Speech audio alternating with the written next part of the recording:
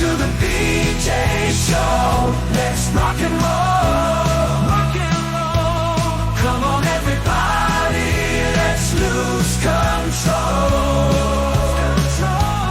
Brad and John, they're the ones to follow. Yeah, ready for the ride. It's the BJ Show. BJ Show. It is the BJ Show, and I am Bishop Davidson. We have this co-host guy here who does this amazing site, bishopdavidson.com. Bishop, this morning to you.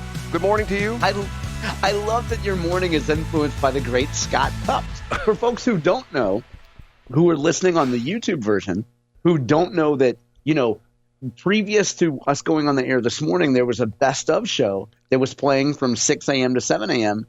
And on that best of show, Scott and I were discussing the great Scott Cups and his Bishop Davidson legislation. Which renamed everything in the state of Missouri Bishop Davidson something or other, right? Bishop Davidson the Trail. Bishop Davidson Easter Bunny, Right. The Bishop Davidson Easter egg hunt. Yeah, everything. Everything. Okay. I'm glad somebody in government has a sense of humor. Okay, that is truly John Combest, JohnCombest. Put a .com after it, and you get johncombest.com. He's the guy that every single day for 23 years, never misses a day, puts together this incredible list of all the stuff you need to know about goings on in the state of Missouri. We start off with this guy right here. What's your name again, sir? I'm Casey Kasem. And what do you do again? Now on with the countdown. And we start with? In third place. Brad, you've lived through a lot of manias in your life. Tulip bulb mania, Beatles mania. Those hotheads from Britain came over here and corrupted our country. You lived through COVID. And now, Brad, you're starting to live through, good Lord willing, you'll live through measles mania. There's been these 10 outbreaks in 25 different states. People have been affected. And I don't know if you read the breathless headlines over the weekend, Brad, but measles mania has hit the state of Missouri. The headline from St. Louis Public Radio, measles case reported in southern Missouri patient. This is brought to us by Sarah Fenton, not to be confused with Sarah Fensky. But Sarah Fenton is the health reporter at St. Louis Public Radio, and a child in Taney County. So think down around, kind of that Branson area, Brad, kind of the tourist mecca of the state of Missouri. A child has been diagnosed with measles. Now, you won't get this part in the headline, but I dug in to the fourth paragraph, and the case of measles is, quote, associated with recent international travel, unquote. Well, that would seem to suggest that measles isn't on the rise in the state of Missouri, especially since this is the only case in the whole freaking state. So my guess here, Brad, complete conjecture, is it's around spring break time. Maybe a family went out of the country. Maybe they went, to the Cayman Islands. Maybe they went somewhere exotic, came back, and the kid got measles when the kid came back. Kid got sick. They went to the doctor, and the kid had measles. But who knows? That's just speculation, Brad. I think it's important here to dig beyond the headline and see that this measles case is associated with international travel, and it is a whopping one, I repeat, one case in the state of Missouri. Brad, how would you rate this measles mania as, compared to, say, Beatles mania or any of the other historical freakouts you've seen in your long life? John, I've lived long enough to know my limitations. And what I'm going to have to do is, after we get off the air today, I'm going to have to call Dr. Fauci, because if there's anybody who is in the authority on this kind of stuff, it would be Dr. Fauci. So yeah, well, he's coming to the St. Louis Speaker Series. Did you see this? I read some stuff over the weekend which really sort of made me ticked off about the whole COVID thing, and the more that comes out about, his involvement in it. And, I guess the thing that you remember when his classic line, Dr. Fauci, and I know we're getting off topic here for a minute, and I'm doing my weave, I'm sorry, John, but the classic line when Fauci would say, it's science, we have to follow science. There was a point in time in the history of America where the guy who ran the Patent and Trademark Office in the United States, you ever hear this crazy story? No, I didn't. He wanted to shut down, this is like sometime in the 1800s, he wanted to shut down the patent office because he said everything in the world had already been invented. Now, this was back in the 1800s. Think about what we've had since the 1800s. That's terrific. And the idea being that someone can say, I know everything, and you don't. You know what I'm saying?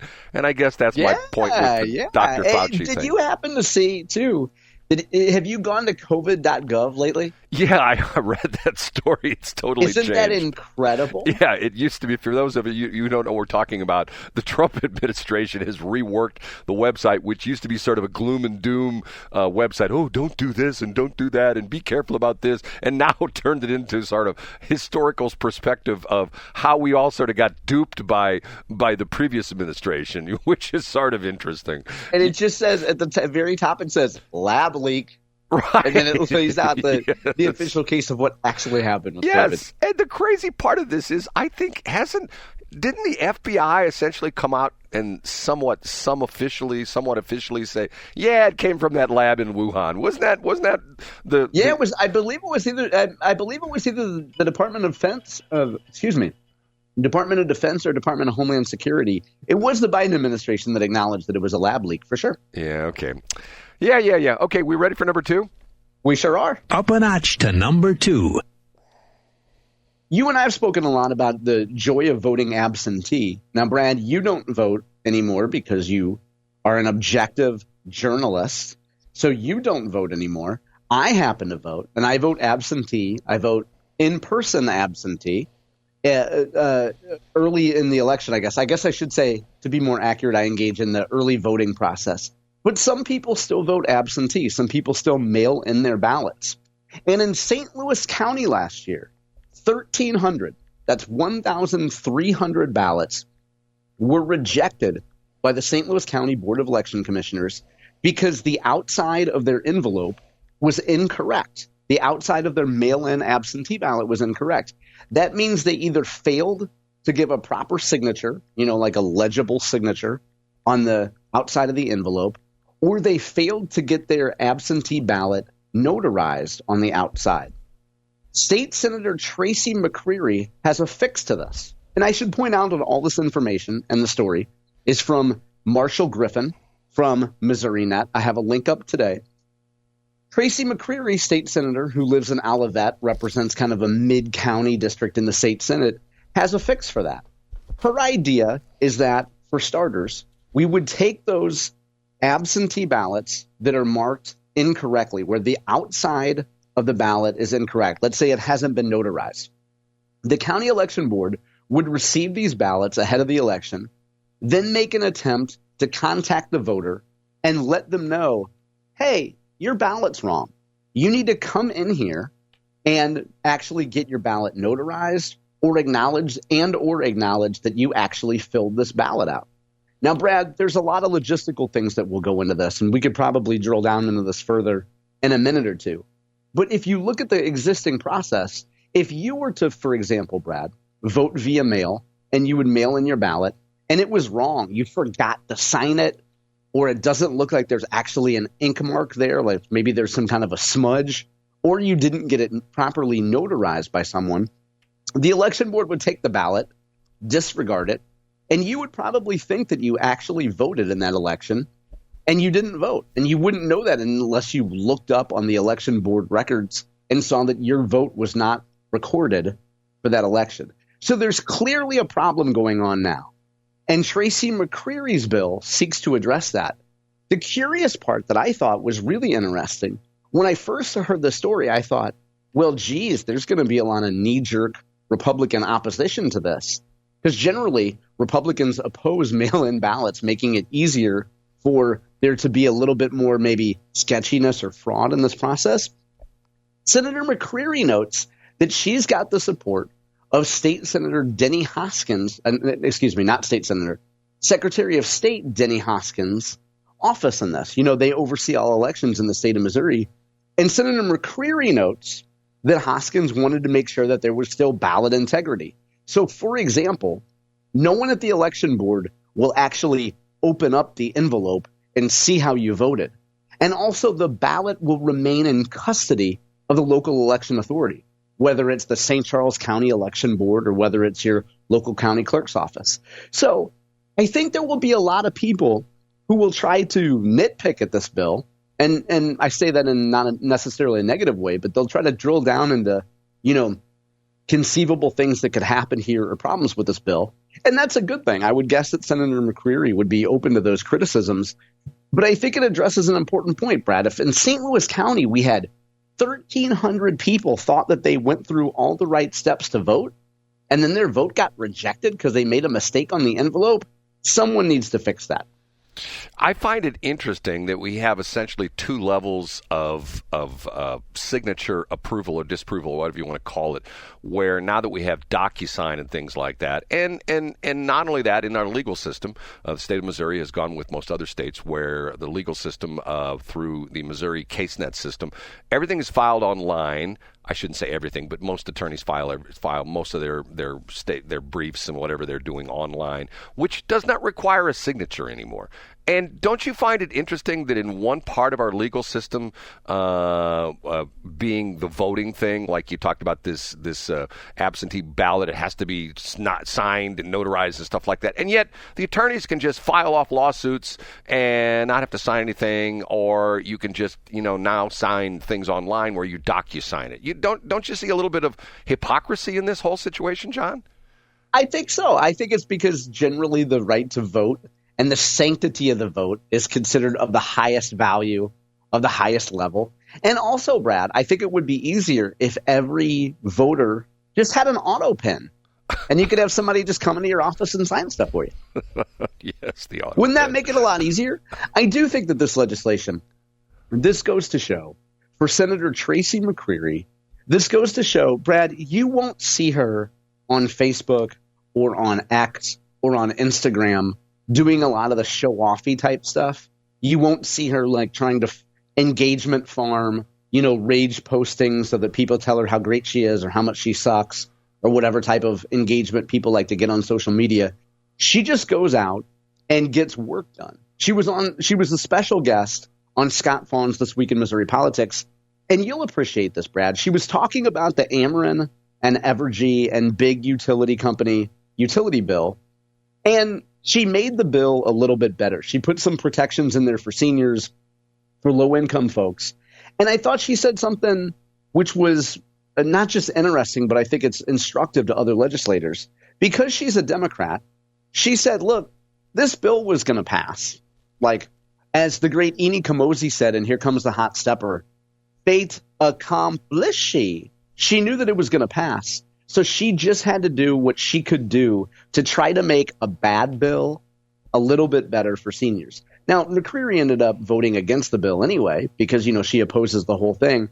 But I think it's just instructive, Brad. Take what's going to be a bad bill that's going to pass anyway and do a little something to make it not quite so bad. There's something to be said for somebody like that. Sound like you really like her. Do you know her personally? Yeah, I think she's great. Yeah. Do you know her personally? Yeah, I would say I've had conversations with her in person. Yeah, you know how I am, Brad. I don't like to talk about that stuff publicly. But yeah, I've met Senator McCreery and I've had wonderful interactions with her. And I think she's beyond the personal thing. I think she is a model for what a state legislator could be. And let's not forget, she represents a pretty progressive area, but they're not out burning flags in her district. Like she's there to represent the people. Gotcha. Okay, now, last but least. The number one. Or last but not least, whatever. Last but not least, yes. In the great city of Union and beautiful Franklin County, we have Congresswoman Ann Wagner was in town on Wednesday. She stopped at a couple places, one which was a plastic food container store, the Silgan plastic food containers, and also a spot that's probably near and dear to your heart, Brad, the American Welding Academy. You and I talk about the fact that a pretty good choice for young men would be to forego the 4-year college indoctrination and actually do something that's worthwhile with your hands. I digress. Ann Wagner at these stops talked to the media. She talked to constituents. She talked to small business owners. She was asked a wide range of questions. As you can imagine, stuff about the Trump budget, stuff about tariffs. I would just highlight a couple things that she said. Maybe we'll do 3 real quickly here, Brad.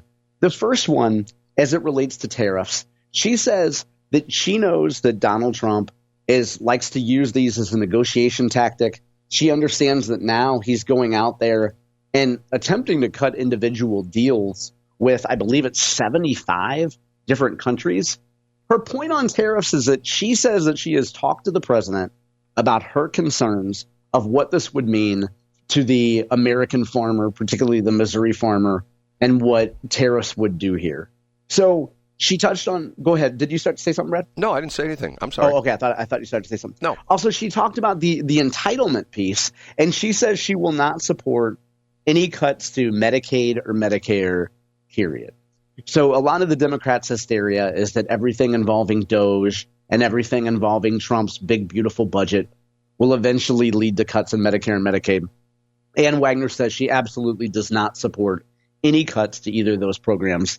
And then at the end of this piece, this is brought to us, by the way, by Jonathan Riley of the Washington Missourian. And he noted the fact that Democrats every other year, so every election cycle, they pretend that they're going to recruit somebody that's going to run a competitive race against her. So here's her quote. The Democrats always trot out year after year, cycle after cycle, the same old sorry playbook, and they always fail. I'll just say that. They pour a bunch of money into my district, the Democrats do, and they try and recruit candidates and swing voters against me, but it just never works. And then she repeated, Brad, what we talked about last week, that she's raised over $800,000 in campaign funds this year, 2025, and has $3.6 million cash on hand. So it's unspoken here, Brad, or maybe it's spoken between the lines. Go out and get another Ray Hartman. Go out and get somebody who's going to do the cocktail circuit and talk about how smart they are and have a bunch of witty, clever one-liners. Let them run against Dan Wagner. It's not going to matter. You know, I've met some of those guys from American Welding Academy in Union, and matter of fact, I believe it or not, you're going to not believe this, but I've met a couple of them at an open house at a welding supply store, to give you an example of how much of a nerd I am. Nice, Brad. Now, Brad, you are a graduate. Did you graduate from the Earl Scheib School of Quarter Repair? I did, and you got a quarter panel, I can fix it for you. But and can I mention one of the things? Please do. It's funny you should bring up Union. I was in Union on Saturday morning looking at a car, which is a whole other story. But I am blown away at how Union is just growing like super fast.